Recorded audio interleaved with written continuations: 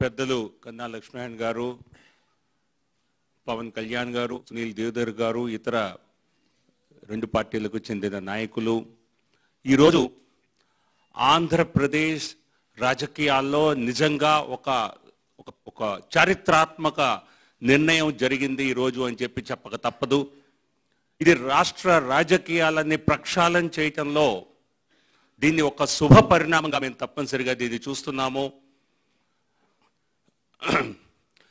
ఇంతకుముందు వరకు మీరు చూశారు, గత 7 నెలల్లో ఒక పక్క వైసీపీ పార్టీ నాయకులు, ప్రభుత్వం, కేంద్ర ప్రభుత్వం, నరేంద్ర మోదీ గారు, అమిత్ షా గారు మా వెంట ఉన్నారని ఒకరు, తెలుగుదేశం పార్టీ ఏదైతే దూషించి మరి మమ్మల్ని దూరం చేసుకుందో ఈ రోజున వారు కూడా మేము చాలా దగ్గర కేంద్ర ప్రభుత్వానికి అని చెప్పుకొని మరి ఎవరికి వారు పోటీదారులుగా నిల్చున్నారు.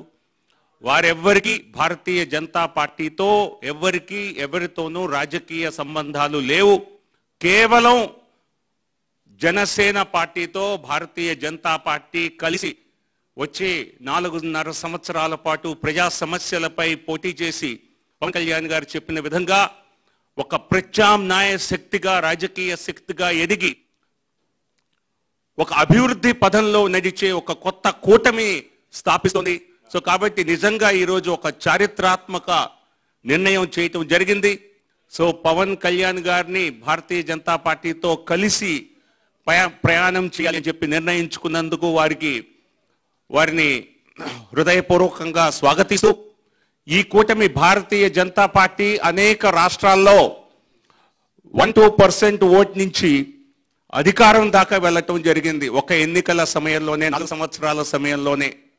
సో కాబట్టి ఆంధ్రప్రదేశ్లో కూడా అటువంటి అద్భుత రాజకీయ ఫలితాలు సృష్టించగలమని, ప్రజా సంక్షేమానికి, ప్రజా రాష్ట్ర అభివృద్ధికి మరి పాటుపడేటువంటి ఈ కూటమిని ప్రజలు తప్పనిసరిగా ఆదరిస్తారని, కుల రాజకీయాలు, కక్ష సాధింపు రాజకీయాలు, అవినీతి రాజకీయాలకు అతీతంగా అభివృద్ధిని ఆధారంగా చేసుకునే ఈ కూటమిని ప్రజలు తప్పనిసరిగా ఆశీర్వదిస్తారని మేము నమ్ముతూ ఈ రోజున ఒక మంచి వాతావరణంలో రెండు పార్టీల నాయకుల మధ్య చర్చలు జరగడం జరిగింది.